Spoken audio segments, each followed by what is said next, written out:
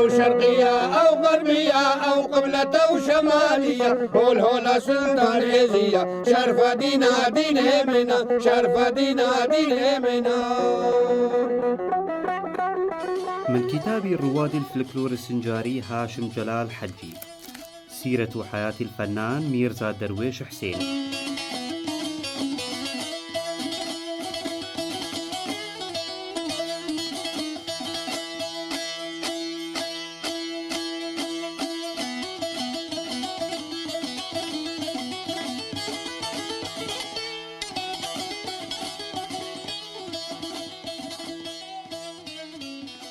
الولادة: اسمه الحقيقي ميرزا درويش حسين خديدة الملقب بأبو صباح أو المعروف في المنطقة باسم فقير ميرزا، من عشيرة أوسو، ويعد من رواد الأغنية الفلكلورية السنجارية. ولد في عام 1966 في قرية جمي جفرة التابعة لناحية الشمال سنونة شمالي قضاء سنجار، واسم والدته بهار الياس ميرزا، وله 6 أخوات و3 أخوان، وهو كان الأصغر من بينهم، وكان يميل إلى أخيه خديدة درويش أكثر من بقية إخوانه، وهو الأقرب إليه. الكثير من المغنيين بدأوا مشوارهم الفني في المراحل المبكرة من حياتهم، ولعل من أهم أسباب ذلك ارتباط عوائلهم بالوسط الفني، وفقير ميرزا نموذجا، وبدأ الغناء من عمر 9، وقد تم اكتشاف موهبته منذ ذلك العمر الصغير. الحياة الاجتماعية: التحق فقير ميرزا بالدراسة الابتدائية في سنة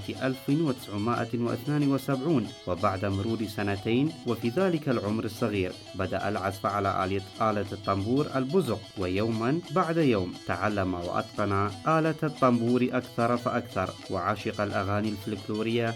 ومع إصدار الحكومة العراقية الأمر بانتقال الإيزيديين من القرى الجبلية، انتقل من قرية جمي جفراء إلى مجمع زورافا التابع إلى ناحية الشمال سنونة، ودرس هناك، وبعد ذلك انتقل إلى مركز ناحية الشمال سنونة، وكان دائما محبا للغناء والعزف، وكان طموحه أن يصبح عازفا ومغنيا، حيث ترك دراسته وهو في الثالث المتوسط بسبب شغفه بالعزف والغناء. تزوج في عام 1984 من سيفي مرقولو، وهي من عشيرة برو حنوى، وأنجب منها 7 أولاد و5 بنات.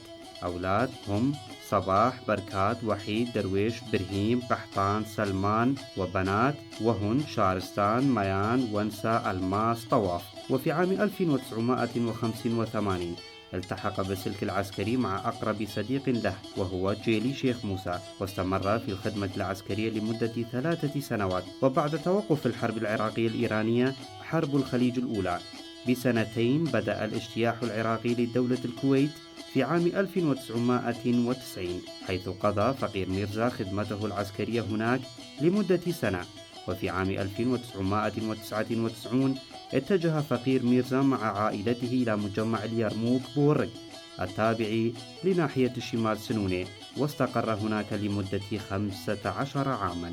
وفي 3 آب 2014 عندما احتل تنظيم الدولة الإسلامية في العراق والشام داعش الإرهابي قضاء سنجار والقرى والمجمعات التابعة له، ومن ضمنهم مجمع اليرموك الذي كان يسكن فيه. وكما هو المعلوم لدى الجميع، المجازر والجرائم التي ارتكبها تنظيم داعش الإرهابي بحق أهل سنجار وخاصة اليزيديين. وفي تلك الأثناء ذهب فقير ميرزا مع عائلته إلى مزار شرف الدين الواقع شمالي جبل سنجار وعند مقدمات الجبل، وتم محاصرتهم هناك لأكثر من أسبوع. وبعد 8 أيام من بقائهم في الجبل بدون مأكل ومشرب ودار تأويهم، في اليوم التالي وفي اليوم ال9 تحديدا فتح ممر إنساني لإنقاذ الأهالي بين مجمعي حطين دغري والقادسية دهلا، ومن خلال ذلك الممر اتجه إلى إقليم كردستان العراق، وبقي في مخيم قادية للنازحين. وبعد ذلك عاد فقير ميرزا مع ابنه وحيد إلى مزار شرف الدين حيث ملجأهم الأول،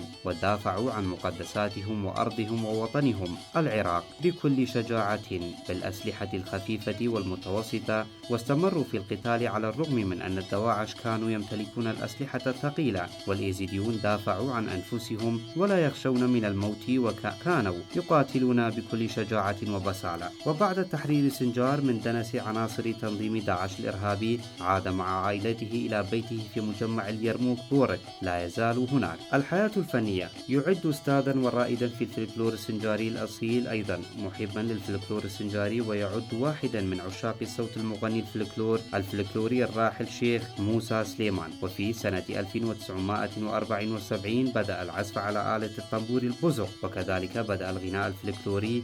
وبعد مرور سنة أخذ يسير على نهج رائد في الأغنية الفلكلورية السنجارية شيخ موسى. وقام فقير ميرزا بتشجيع ابن أخيه خيري خديدا لتعلم العزف على آلة الطنبور، وتعلم أبناؤه منه الغناء والعزف، فحا كل واحد منهم يتقن آلة معينة ومجال فني معين، وهم المغنيون درويش، برهيم، صباحون، قحطان، سلمان، وحيد. أحدهم اتجه إلى أعمال أخرى وهو بركات. واستمر فقير ميرزا مع أولاده في الغناء الفلكلوري، وكان أبناء المنطقة يستمعون إليهم، وهم أيضا بدورهم يغنون لهم، وأهل المنطقة كانوا يحبون أصواتهم وأدائهم وطريقتهم في الغناء. وفي عام 2009 اتجه إلى دولة تركيا مع المغني والصديق الأقرب إليه جيلي شيخ موسى، وأصبح ضيفا لكثير من المناطق التركية في تركيا، مثل وان، باتمان، سيرتي، تاتوان، موشي، شرنخي، جزيرة بوتان. وسجل العديد من الألبومات الفنية في تلك المناطق، ومن خلال تلك الألبومات خدم الفلكلور السنجاري كثيرا. وغنى فقير ميرزا أبو الصباح مع الكثير من رواد الفلكلور السنجاري من الراحلين والحالين في ساحة الفن حتى يومنا هذا، وهم الراحلون خضر فقير، قوال شيخ موسى، كاكا شيخ موس، قبال دومو، شيخ درويش، ميرزا ناصر، بير مجو، صبري قاسم، إسماعيل علي، حسو كيجو، ناصر الياس، سليمان قاسم، والكثير من المغنين الآخرين. الحاليين: جيلي شيخ موسى، جلو شنغالي، شرو قرنوس، خلف حالي، لازقين سيدو، عفريت شفان، دخيل كورو، برجس خلف، خلو قاسم، علي خدر، تحسين خدر، حجي مجي، حجي حليقي، شيخ سليم، أوسمان حسو، شمو قاسم، مصطفى دنائي، ناصر خديدا، والكثير من المغنين الآخرين. والأغنية شري بدلي عسو الفلكلوري من أكثر الأغاني التي أعجب بها فقير ميرزا، ولهذه الأغنية خصوصية كبيرة لأنها استرهان من تأليف والدته بهار الياس ميرزا.